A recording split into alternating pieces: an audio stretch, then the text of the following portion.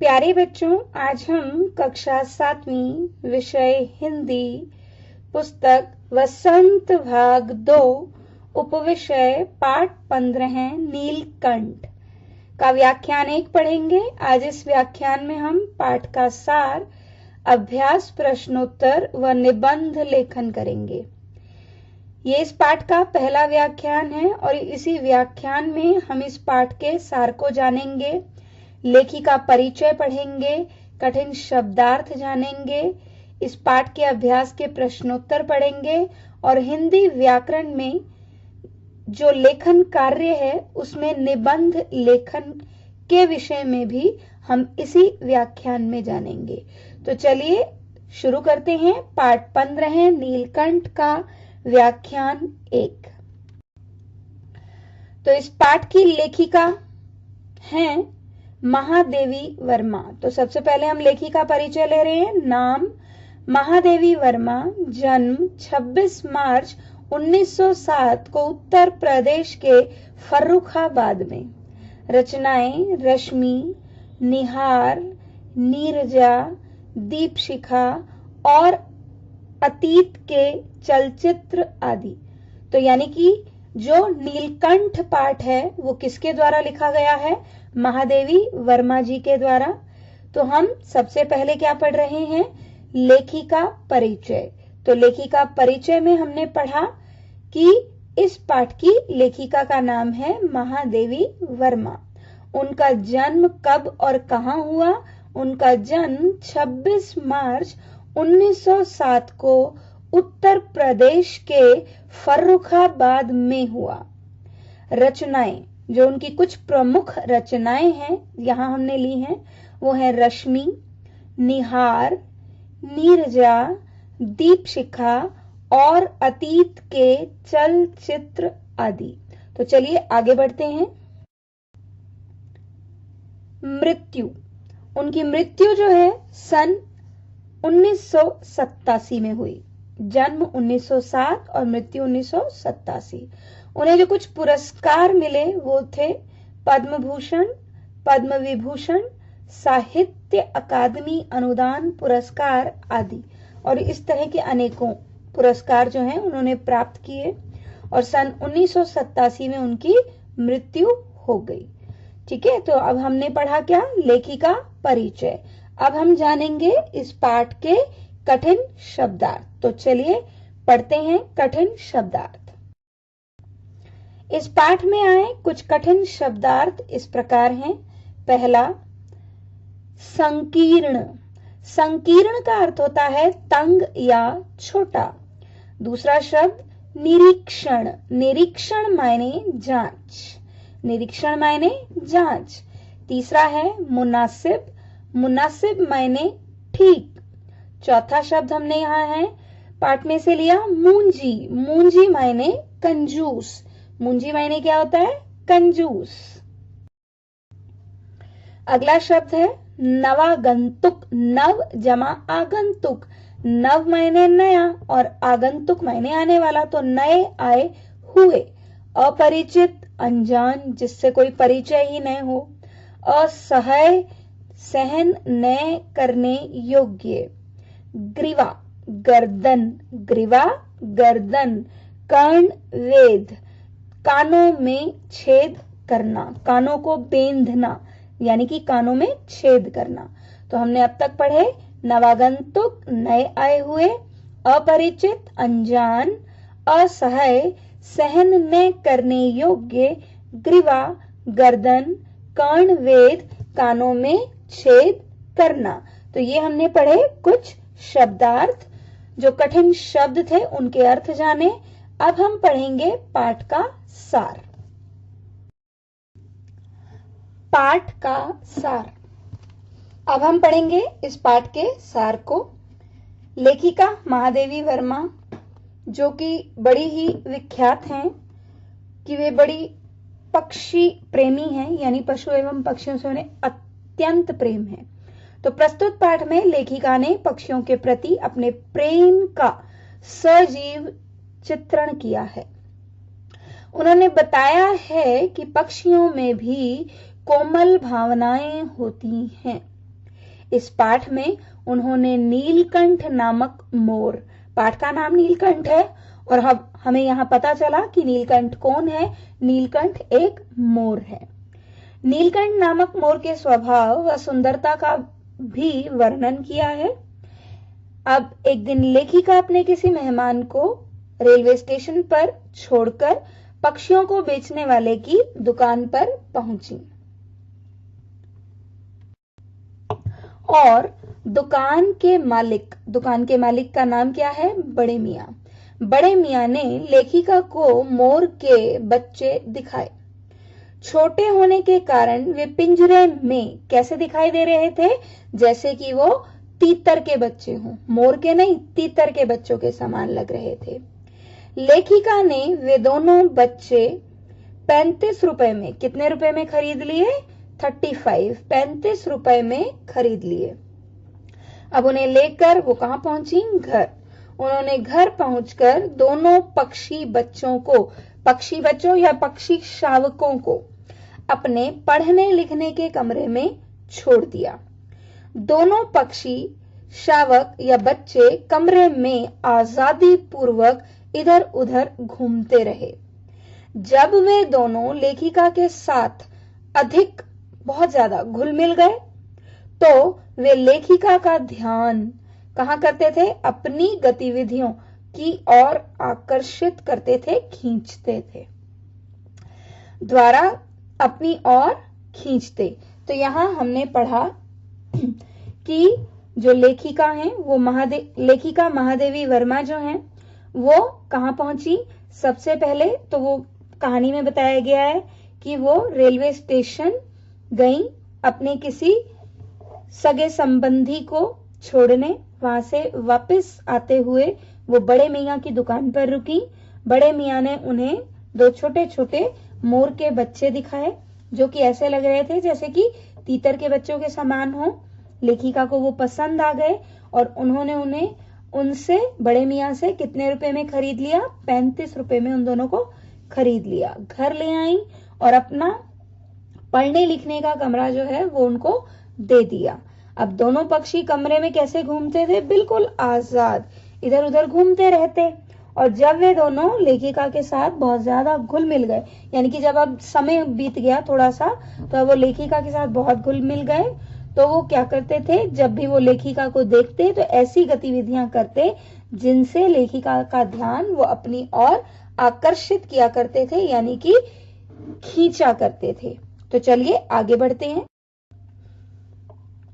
एक दिन बड़ी कठिनाई से लेखिका ने इन पक्षियों को दूसरे जीवों के साथ, अब उनके जो अन्य जीव जंतु हैं वो जिस जाली घर में रहते हैं, अभी तो ये छोटे बच्चे थे, जब तक ये छोटे बच्चे थे तब तक तो इनको अपने पढ़ने लिखने के कमरे में स्थान दिया। उसके बाद कहां पहुंचाया? जाली घर में। दोनों मेहमानों का स्वागत, अब वहां पर और भी बच्चे थे तो और भी पशु पक्षी थे, तो वहां पर उन दोनों का स्वागत जो है कैसे हुआ? सभी जीवों ने ऐसे स्वागत किया जैसे घर में नई आई हुई बहू यानी वधू का होता है। अब धीरे धीरे मोर के बच्चे बढ़ने लगे। मोर के सिर पर कलगी बड़ी और चमकीली हो गई, चोंच और तीखी हो गई, आंखों में नीली आभा चमकने लगी, गर्दन नीली और हरे रंग की थी, पंखों में चमक आने लगी। अब यहाँ पर हमने पढ़ा अब तक कि कुछ दिन तो लेखिका महादेवी वर्मा ने उन दोनों छोटे मोर के बच्चों को अपने रहने के कमरे में रखा। फिर कुछ दिन के बाद जब वो थोड़े से लेखिका से घुल मिल गए तो उन्होंने जो है बड़ी ही मुश्किल से दोनों पक्षी शावकों को बड़े जाली घर में, जहां पर उनके अन्य जीव जंतु रहते थे, वहां पर पहुंचाया। वहां पर जब वे पहुंचे तो बाकी सभी जीव जंतुओं ने उन दोनों का ऐसे स्वागत किया जैसे एक घर में नई आई बहू का होता है। अब धीरे धीरे मोर के बच्चे बढ़ने लगे यानी बड़े होने लगे।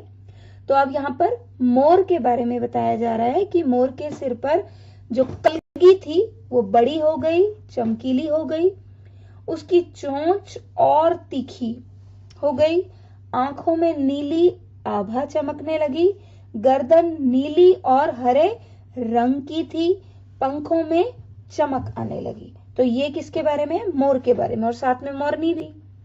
अब मोर के इस विकास को देखकर उसका नीली कंठ, जो नीला कंठ है, गर्दन उसकी नीली और हरे रंग की थी, उसके कारण उसको नाम दिया गया नीलकंठ।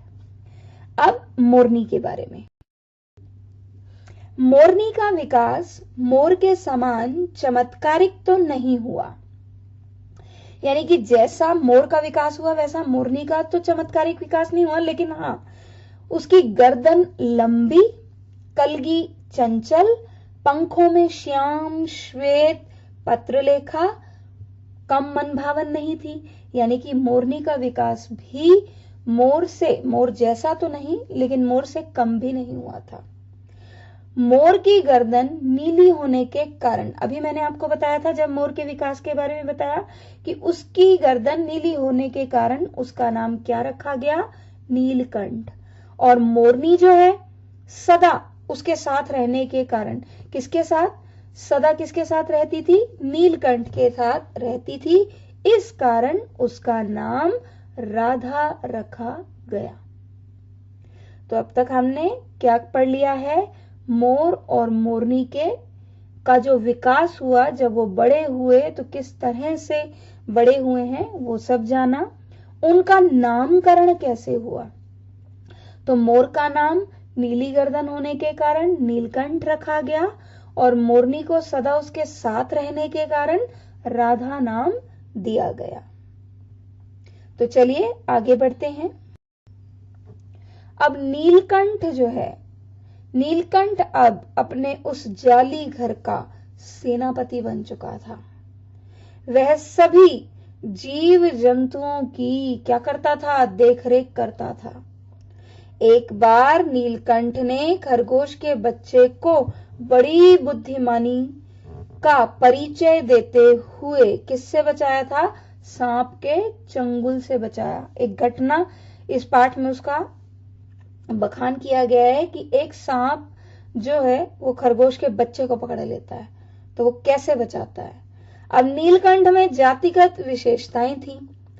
यहाँ लेखिका ने उसकी उन विशेषताओं का, जाति यानी मोर की जो जाति है उसकी विशेष जातिगत विशेषताएं हैं, लेकिन उनका यहाँ क्या कर दिया गया है? मानवीकरण कर दिया। कैसे? जैसे उदाहरण दिए जा रहे हैं। बादलों को देखकर नीलकंठ का पंखों को मंडलाकार बनाकर एक सुर लय ताल में नृत्य आरंभ कर देना। अब क्या करता था नीलकंठ? बादलों को देखकर नीलकंठ पंखों को मंडलाकार बनाकर एक सुर लय ताल में नृत्य शुरू कर देता था। इसके अलावा उसकी और क्रियाएं क्या थी? नीलकंठ को फलों के वृक्षों से अधिक अच्छे फूलों से भरे वृक्ष लगते थे।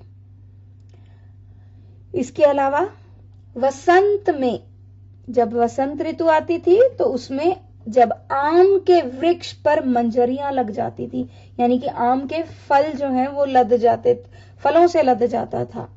अशोक के लाल फूलों के गुच्छे, तो वो उसे मंजरियां अपनी ओर आकर्षित करती, अशोक के लाल फूलों के गुच्छे उसे अपनी ओर आकर्षित करते, और वह जाली घर में बंद नहीं रहना चाहता था। उस समय उससे जो है जाली घर में बंद नहीं रहा जाता था, तो लेखिका को क्या करना पड़ता था? जाली घर का दरवाजा खोलकर उसे बाहर छोड़ना ही पड़ता था। उस समय लेखिका को उसे बाहर छोड़ना ही पड़ता था, क्योंकि वो एक ऋतु थी जिसमें वो जाली के घर के अंदर न रहकर बाहर ही निकलना चाहता था, घूमना चाहता था। तो चलिए आगे बढ़ते हैं। नीलकंठ और राधा की प्रिय ऋतु वर्षा ऋतु थी। तो यानी कि इन दोनों की प्रिय ऋतु कौन सी थी? वर्षा ऋतु। एक बार लेखिका बड़े मियां से 7 रुपए में एक घायल मोरनी ले आई। घर लाकर उन्होंने उसका इलाज किया। लेकिन उसके दोनों पैर खराब होने के कारण वे ठीक से चल नहीं पाती थी। पैर क्या थे, दोनों ही खराब हो चुके थे, इसलिए वो ठीक से चल नहीं पाती थी। तो लेखिका ने उसका नाम क्या रखा, इसलिए उसका नाम जो है कुब्जा रखा गया। उसका स्वभाव उसके नाम के अनुरूप था, यानी कि वो कैसी थी, जैसा उसका नाम था। कुब्जा, उसके पैर टेढ़े थे, ठीक से चल नहीं पाती थी। कुब्जा किसी से मेल मिलाप रखने वाली नहीं थी और कुब्जा को राधा का नीलकंठ के पास आना भी पसंद नहीं था। तो यहां हमने पढ़ा कि नीलकंठ और राधा दोनों एक साथ जो है, लेखिका इन्हें लाई, एक साथ ये बड़े हुए। नीलकंठ और राधा जो है दोनों अत्यधिक प्रेम करते थे एक दूसरे से, एक दूसरे के बिना रह नहीं सकते थे। और अब जब से लेखिका जो है कुब्जा को लाई घर में, तब से नीलकंठ और राधा जो है अब उनका मिलना भी मुश्किल हो गया, क्योंकि कुब्जा जो है वो राधा को नीलकंठ के पास नहीं आने देती थी। उसको अच्छा ही नहीं लगता था, उसे ये लगता था कि नीलकंठ के पास हमेशा मैं रहूं, राधा नहीं। तो अब ये जो शत्रुता बढ़ी कुब्जा की राधा से, दूसरे जीव जंतुओं से, उसकी वजह से जो कहानी में बदलाव आया, कहां एक मोर के बच्चों को लेखिका जो है घर में लेकर आई, उनका पालन पोषण किया, दोनों बड़े खुश थे। लेकिन अब उनका खुशी भरा जीवन जो है यहाँ खराब हुआ। कैसे हुआ, आगे बढ़ते हैं। इसलिए जब भी राधा नीलकंठ के पास आती तो कुब्जा उसे अपनी चोंच के प्रहार से क्या करती थी, दूर कर देती थी उसे नीलकंठ से, यानी कि वो उसे नीलकंठ के पास नहीं आने देना चाहती थी। कुब्जा ने राधा के 2 अंडों को भी तोड़ डाला था। वह नीलकंठ को राधा के पास नहीं जाने देती थी, यानी कि राधा और नीलकंठ के बीच में उसने दूरी पैदा करना शुरू कर दिया था। न राधा को नीलकंठ के पास जाने देती थी और न नीलकंठ को राधा के पास। अब राधा के बिना नीलकंठ की आंखों में क्या रहने लगा, सूनापन रहने लगा, चाल में थकावट रहने लगी। लेकिन लेखिका जो है वो ये सब नहीं समझ पाई। एक सुबह जब उन्होंने देखा, अभी वो समझ ही नहीं पाई इस बात को कि नीलकंठ जो है वो पहले की तरह प्रसन्न नहीं रहता, उसकी आंखों में सूनापन है, चाल में भी थकावट है, तो वो इस चीज को महसूस नहीं कर पाई। एक दिन उन्होंने देखा कि नीलकंठ पूंछ और पंख फैलाए क्या कर रहा है, धरती पर बैठा था। तो उन्होंने क्या देखा, आगे पढ़ते हैं। और लेखिका ने देखा, लेखिका के पुकारने पर भी वह हिला डुला नहीं। उसने आवाज दी लेखिका ने उसे, लेकिन वो फिर भी नहीं हिला डुला। तब लेखिका ने देखा कि वह मर गया था। लेकिन लेखिका को उसकी मृत्यु का कारण जो है ना समझ में नहीं आया, क्योंकि अभी बताया ना कि लेखिका को तो लगता ही नहीं था कि पशु पक्षियों में भी ऐसी भावनाएं होती हैं, वो किसी से प्रेम और किसी से नफरत करते हैं। कुब्जा वृक्षों की शाखाओं पर बैठकर नीलकंठ को ढूंढती रहती थी। मर गया, शॉल में लपेटकर लेखिका जो है उसे गंगा में बहा आई। उसके बाद एक दिन जो है जब आम की शाखा से कुब्जा उतरी तो लेखिका की एक अल्सेशियन कुतिया जो है जिसका नाम कजली था वो उसके सामने आ गई। अब स्वभाव जो है किसका, कुब्जा का है ही लड़ाकू स्वभाव, लड़ने वाला।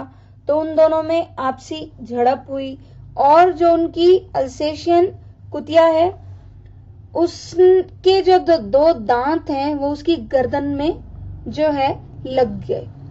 उसके दांतों की वजह से उसका इलाज भी हुआ कुब्जा का, और उसके बाद भी जो है कुब्जा को बचाया नहीं जा सका। तो आगे हम अब इस झड़प के बारे में पढ़ेंगे। तो चलिए आगे बढ़ते हैं। स्वभाव के अनुसार उसने कजली पर भी चोट का प्रहार किया। कजली ने 2 दांत उसकी गर्दन पर लगा दिए, यानी कि 2 दांतों से उस पर प्रहार किया उसकी गर्दन पर। अब कुब्जा का बहुत इलाज करवाया गया, लेकिन इलाज करवाने के बाद भी कुब्जा न बच सकी। लेखिका को इन तीनों पक्षियों ने पक्षी प्रकृति की विभिन्नता का ज्ञान करवा दिया। लेखिका महादेवी वर्मा जी ने इन तीनों से सीखा कि तीनों जो पक्षी हैं उनकी भी प्रकृति यानी स्वभाव अलग अलग हो सकता है। राधा नीलकंठ की प्रतीक्षा कर रही है। वह आकाश में बादलों को देखकर अपनी केका ध्वनि से नीलकंठ को बुलाती रहती है। तो कहानी में हमने पढ़ा नीलकंठ और राधा के प्रेम के विषय में। उन दोनों के प्रेम के बीच में आई कुब्जा के बारे में पढ़ा, जो कि स्वभाव से ही जो है लड़ाकू स्वभाव की थी, सबको जो है तंग किया करती थी, परेशान किया करती थी, खुद नीलकंठ के साथ रहना चाहती थी और राधा को उसके पास नहीं आने देना चाहती थी। हमने यहाँ पढ़ा कि नीलकंठ जो है वो राधा से इतना प्रेम करता था कि उसके साथ जब राधा से उसकी दूरी बढ़ी तो राधा के बिना वो जिंदा न रह सका। अब वो जिंदा न रह सका, फिर जो कुब्जा है वो भी उसे ढूंढा करती थी। अब ढूंढते हुए एक दिन वो भी जो है अपनी जान से हाथ धो बैठती है, यानी कि नीलकंठ की मृत्यु हुई, कुब्जा की मृत्यु हुई। और हमने यहाँ पढ़ा है लास्ट में, अंत में हमने पढ़ा कि लेखिका जो है वो इन 3 पक्षियों के स्वभाव से समझ गई कि पक्षी प्रकृति की विभिन्नता क्या होती है। और यहाँ हमने अंत में पढ़ा कहानी के कि पक्षियों में भी संवेदनाएं होती हैं, वे भी खुशी, सुख, दुख, प्रेम, इन सब एहसासों को लिए हुए होते हैं। राधा के उदाहरण से हमने जाना कि आज तक जो है राधा नीलकंठ की प्रतीक्षा कर रही है, यानी कि कहानी में हमें बताया गया कि जब तक वो जिंदा रही तब तक वो क्या करती रही, नीलकंठ की प्रतीक्षा करती रही, उसको पुकारती रही। जब आकाश में बादल छाते तो अपनी केका ध्वनि से वो नीलकंठ को बुलाया करती थी, यानी कि वो उसका इंतजार अभी भी कर रही थी। तो यहाँ महादेवी वर्मा जी ने हमें पक्षियों के प्रति उनके प्रेम के बारे में बताया, साथ ही साथ पक्षी की प्रकृति यानी स्वभाव भी अलग अलग होता है, ये हमने इस पाठ में जाना। तो चलिए अब बढ़ते हैं इसके अभ्यास प्रश्नोत्तर की ओर। हमारा पहला प्रश्न है, मोर मोरनी के नाम किस आधार पर रखे गए? तो मोर की गर्दन नीली थी, हमने पाठ में ही पढ़ा कि मोर की गर्दन नीली थी, इसलिए उसका नाम क्या रखा गया? नीलकंठ रखा गया। जबकि मोरनी मोर के साथ साथ रहती थी, साए की तरह उसके पीछे पीछे घूमती थी, इसलिए उसका नाम क्या रखा गया? राधा रखा गया। तो ये हमारा पहला प्रश्न। अब हम बढ़ते हैं दूसरे प्रश्न की ओर। हमारा दूसरा प्रश्न है, जाली के बड़े घर में पहुंचने पर मोर के बच्चों का किस प्रकार स्वागत हुआ? उत्तर, मोर के शावकों को यानी मोर के बच्चों को जब जाली के बड़े घर में पहुंचाया गया तो दोनों का स्वागत हमने पाठ में पढ़ा था, ऐसे स्वागत हुआ जैसे नई आई घर में नई आई वधू यानी बहू का होता है। तो ऐसे किया गया जैसे नववधू के आगमन पर किया जाता है। तो कुछ जो है जानवरों के विषय में यहाँ बताया जा रहा है कि जैसे लक्का कबूतर नाचना छोड़ उनके चारों ओर घूम घूम कर गुटरू करने लगा। अब बड़े खरगोश गंभीर भाव से कतार में बैठकर उन्हें देखने लगे। छोटे खरगोश उनके आसपास उछल कूद मचाने लगे। हमारा अगला प्रश्न है, लेखिका को नीलकंठ की कौन कौन सी चेष्टाएं बहुत भाती थी, मायने अच्छी लगती थी। वैसे लेखिका को नीलकंठ का सब कुछ बहुत अच्छा लगता था। नीलकंठ देखने में बहुत सुंदर था। वैसे तो उसकी हर चेष्टा ही अपने आप में आकर्षक थी, लेकिन महादेवी को निम्न चेष्टाएं, उसकी जो निम्नलिखित चेष्टाएं वो बहुत भाती थी। कौन कौन सी पढ़ते हैं। उसका गर्दन ऊंची करके देखना, विशेष भंगिमा के साथ गर्दन नीची कर दाना चुगना, पानी पीना, गर्दन को टेढ़ी करके शब्द सुनना, मेघों की गर्जन ताल पर उसका इंद्रधनुष के गुच्छे जैसे पंखों को मंडलाकार बनाकर तन्मय बिल्कुल लीन होकर नृत्य करना, महादेवी के यानी महादेवी वर्मा जी के हाथों से हौले हौले धीरे धीरे चने उठाकर खाना, महादेवी के सामने पंख फैलाकर खड़े होना आदि। तो ये जो चेष्टाएं हैं लेखिका महादेवी वर्मा जी को बहुत अच्छी लगती थी। तो चलिए बढ़ते हैं अपने अगले प्रश्न की ओर। हमारा अगला प्रश्न है, इस आनंदोत्सव की रागिनी में बेमेल स्वर कैसे बज उठा? वाक्य किस घटना की ओर संकेत कर रहा है? बहुत खुश थे नीलकंठ और राधा, लेखिका के साथ भी उसकी चेष्टाएं होती रहती थी, लेकिन इस आनंदोत्सव की रागिनी में बेमेल स्वर कब बजा? जब उनके जीवन में कुब्जा आ गई। तो उत्तर है हमारा, इस आनंदोत्सव की रागिनी में बेमेल स्वर कैसे बज उठा, यह वाक्य उस घटना की ओर संकेत कर रहा है जब लेखिका ने बड़े मियां से एक अधमरी मोरनी खरीदी और उसे घर ले आई।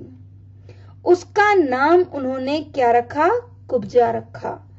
उसे नीलकंठ और राधा का साथ रहना नहीं भाया, भाया मैंने अच्छा लगा।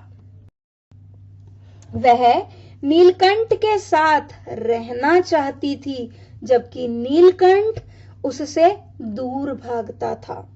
कुब्जा ने राधा के अंडे तोड़कर बिखेर दिए थे। क्या किया राधा के साथ? उसके जो अंडे थे जिनसे बच्चे निकलने थे उनको तोड़ डाला, बिखेर दिया तोड़कर। इससे नीलकंठ की प्रसन्नता का अंत हो गया। अब उसके बच्चों को नुकसान उसने पहुंचाया तो उसकी वो खुशी जो है दूर हो, मतलब अंत हो गया उसकी खुशी का, क्योंकि वो राधा से जो उसकी दूरी थी वो बहुत बढ़ गई थी। कुब्जा राधा के पास नीलकंठ को नहीं जाने देती थी, नीलकंठ के पास राधा को नहीं आने देती थी। तो कुब्जा ने नीलकंठ के शांतिपूर्ण जीवन में ऐसा कोलाहल मचाया कि बेचारे नीलकंठ का क्या हो गया? अंत ही हो गया। हमारा अगला प्रश्न है, वसंत ऋतु में नीलकंठ के लिए जाली घर में बंद रहना असहनीय क्यों हो जाता था? तो उत्तर, वसंत ऋतु में जब आम के वृक्षों पर क्या लग जाती थी? सुनहली मंजरियों से लद जाते थे और अशोक के वृक्ष नए पत्तों में बक जाते थे। नए पत्तों में बक जाना मायने नए पत्ते लग जाते थे, भर जाते थे इससे। तब नीलकंठ का जाली घर में क्या हो जाता था? नीलकंठ अस्थिर हो जाता था, जाली घर में रह ही नहीं पाता था। वह वसंत ऋतु में किसी घर में बंदी होकर नहीं रह सकता था। उसे पुष्पित और पल्लवित वृक्ष भाते थे, यानी अच्छे लगते थे। फूलों से भरे हुए पल्लव जो है उनसे भरे हुए वृक्ष बहुत अच्छे लगते थे। तब लेखिका को उसे बाहर छोड़ देना पड़ता था। अगला प्रश्न,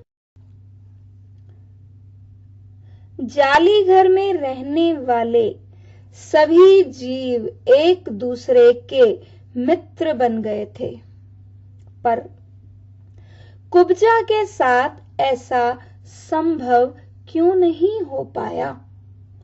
तो हमारा उत्तर है, जाली घर में रहने वाले सभी जीव जंतु एक दूसरे के मित्र बन गए थे, पर कुब्जा के साथ ऐसा संभव नहीं हो पाया, क्योंकि कुब्जा किसी से मित्रता करना नहीं चाहती थी, यानी कि वो किसी को भी अपना मित्र नहीं बनाती थी। वह सबसे लड़ती रहती थी। उसे केवल नीलकंठ के साथ रहना पसंद था। वह और किसी को उसके पास नहीं जाने देती थी, और किसी को उसके साथ देखते ही वो क्या करती थी? उसे चोंच से प्रहार, अपनी चोंच से उस पर प्रहार किया करती थी, चोट पहुंचाती थी, जैसा कि वो राधा के साथ किया करती थी। तो किसी को उसके साथ देखते ही वह चोंच से प्रहार करना, मारना शुरू कर देती थी। इसलिए जो है कुब्जा का स्वभाव जो है दूसरों से अलग था, और कुब्जा के साथ ऐसा संभव नहीं हो पाया कि वो किसी के साथ मित्रता करती। तो चलिए बढ़ते हैं अपने अगले प्रश्न की ओर। हमारा अगला प्रश्न है, नीलकंठ ने खरगोश के बच्चे को सांप से किस तरह बचाया? इस घटना के आधार पर नीलकंठ के स्वभाव की विशेषताओं का उल्लेख कीजिए। एक तो हमें बताना है यहाँ पर कि नीलकंठ ने खरगोश के बच्चे को कैसे बचाया, और फिर उसके स्वभाव की विशेषताएं। तो एक बार एक सांप जाली घर के भीतर आ गया। सब जीव जंतु भागकर इधर उधर छिप गए। केवल एक शिशु खरगोश सांप की पकड़ में आ गया। सांप ने उसे निगलना चाहा और उसका आधा पिछला शरीर मुंह में दबा लिया। नन्हा खरगोश धीरे धीरे ची ची कर रहा था। सोए हुए नीलकंठ ने जब ये दर्द भरी व्यथा सुनी तो वह अपने पंख समेटता हुआ झूले से नीचे आ गया। अब उसने बहुत सतर्क होकर क्या किया? अब वो बिल्कुल सतर्क हो गया और सतर्क होकर सांप के फन को पंजों से दबाया और फिर अपनी चोंच से इतने प्रहार उस पर किए कि वह अधमरा हो गया। अब जैसे ही वो अधमरा हुआ, क्या हो गया? वो अधमरा हो गया, और जैसे ही वो अधमरा हुआ तो उसकी पकड़ जो है वो ढीली पड़ गई। आगे पढ़ते हैं।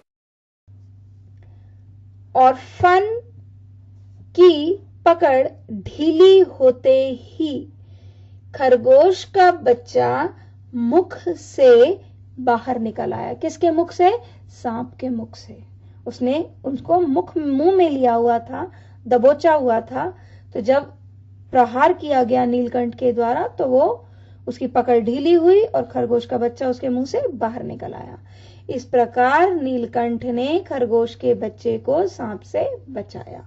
अब इस घटना के आधार पर नीलकंठ के स्वभाव की निम्न विशेषताएं उभर कर आती हैं।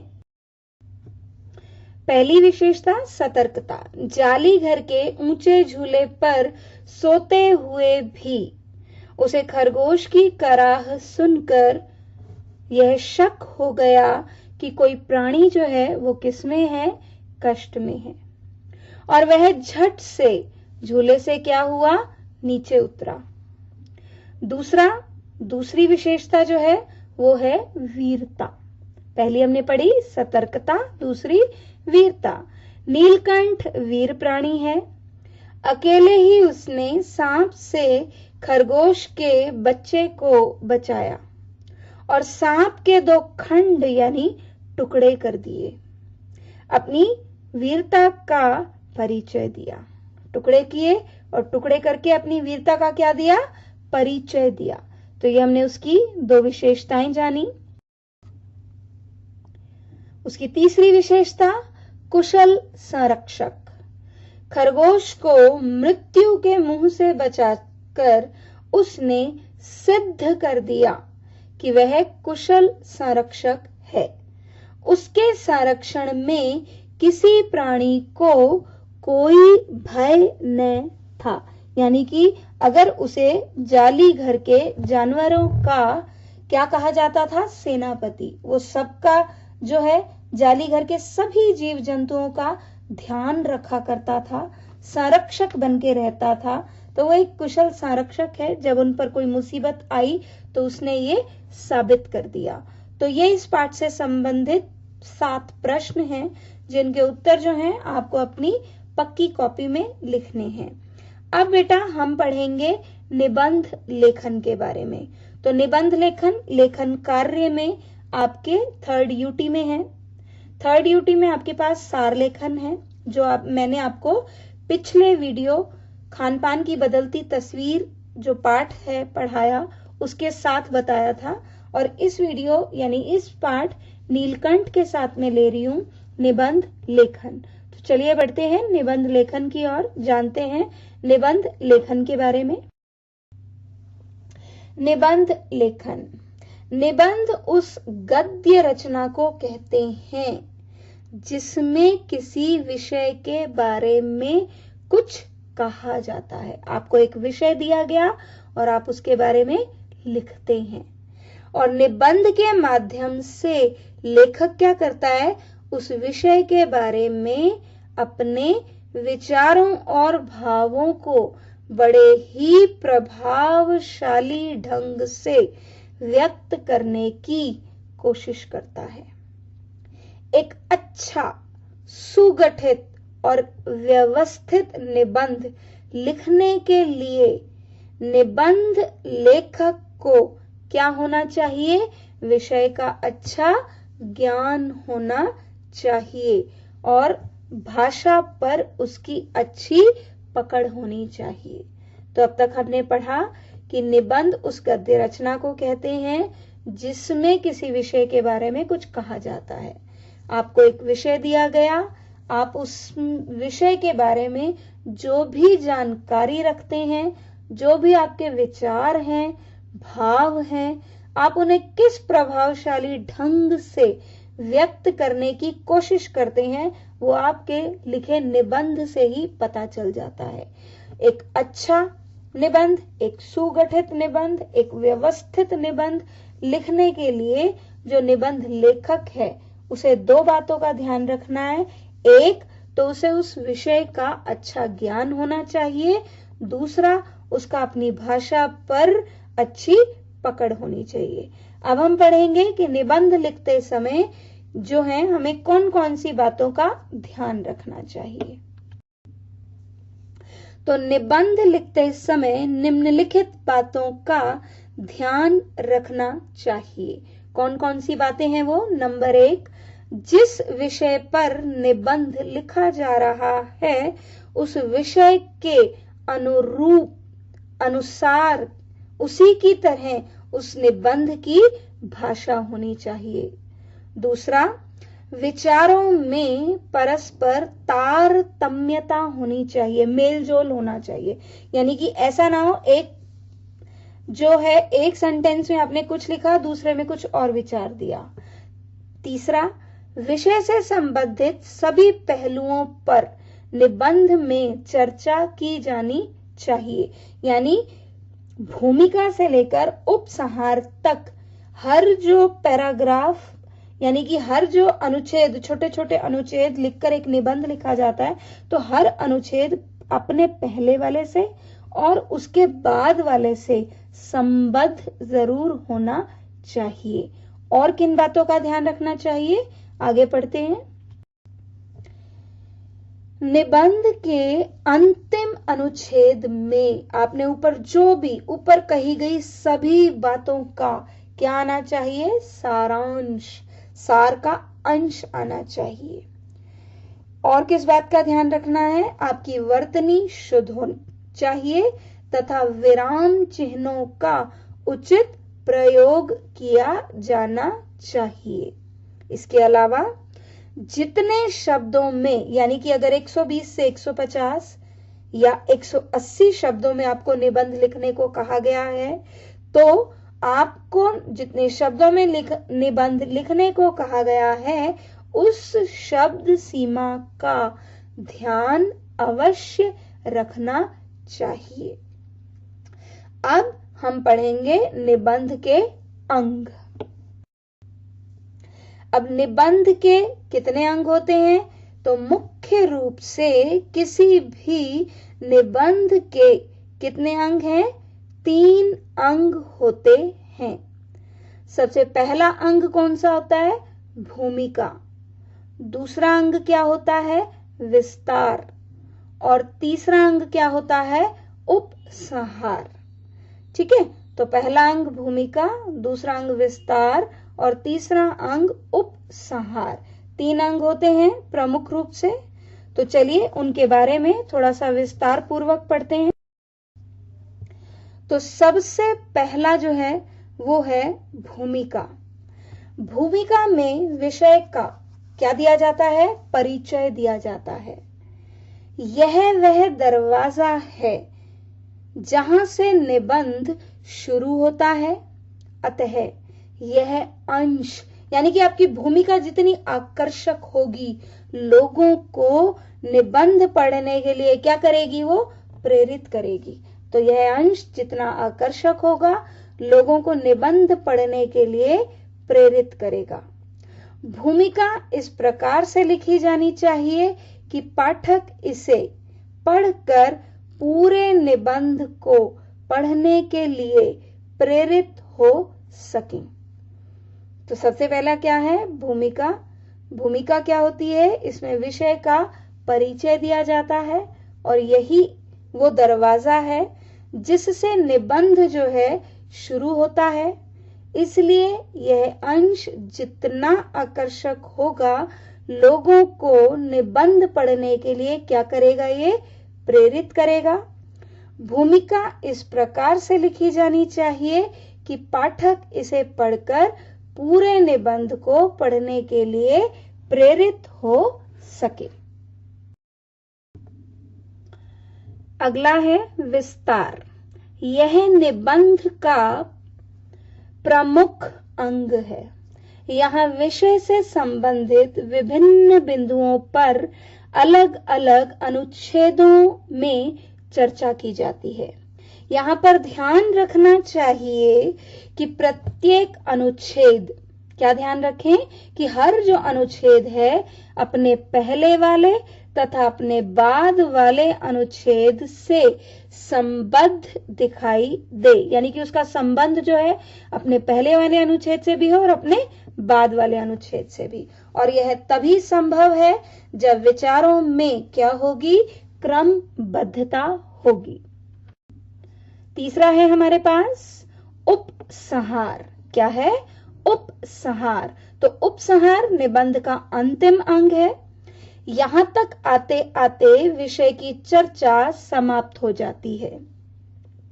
यहां तो निबंध में कही गई सभी बातों को क्या किया जाता है, सारांश रूप में प्रस्तुत किया जाता है।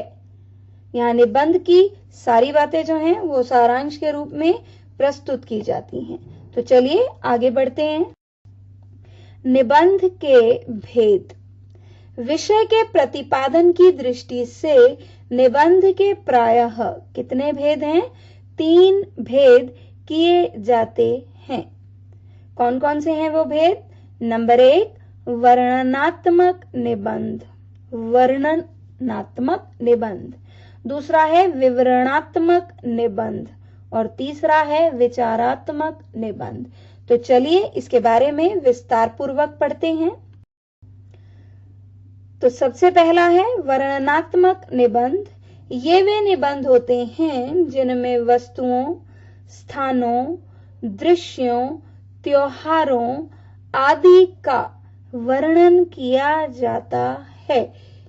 क्या किया जाता है? वस्तुओं का, स्थानों का, दृश्यों का और त्योहारों का वर्णन। जैसे उदाहरण के लिए होली, दशहरा, वर्षा ऋतु आदि पर लिखे गए निबंध किसमें आते हैं? वर्णनात्मक निबंध में। दूसरा है हमारे पास विवरणात्मक निबंध। इन निबंधों में घटनाओं, यात्राओं, उत्सव तथा व्यक्तियों का, किस किस का? घटनाओं का, यात्राओं का, उत्सवों का और व्यक्तियों का परिचय दिया जाता है। जैसे नौका विहार, रेल यात्रा, विद्यालय का वार्षिकोत्सव, महात्मा गांधी आदि पर लिखे गए निबंध इसी प्रकार के क्या हैं? उदाहरण हैं। तीसरा है हमारे पास विचारात्मक निबंध। किसी समस्या, विचार, मनोभाव आदि पर लिखे गए विश्लेषणात्मक या व्याख्यात्मक निबंध इस कोटि में आते हैं। विज्ञान से लाभ हानि, दूरदर्शन और शिक्षा, मित्रता, निंदा आदि इसी प्रकार के निबंधों के उदाहरण हैं। तो ये हमने पढ़ा निबंध लेखन। अब है आपके पास गृह कार्य। गृह कार्य में जैसा मैंने जब प्रश्नोत्तर समाप्त किए तो आपको बताया कि नीलकंठ के प्रश्नों के उत्तर यानी कि पाठ 15 है। नीलकंठ जो आपने इस वीडियो में पढ़ा है उसके अभ्यास के 7 प्रश्नोत्तर आपने किए। उन 7 प्रश्नों के उत्तर आपको अपनी पक्की कॉपी में लिखने हैं। धन्यवाद। मिलते हैं अपने अगले व्याख्यान में।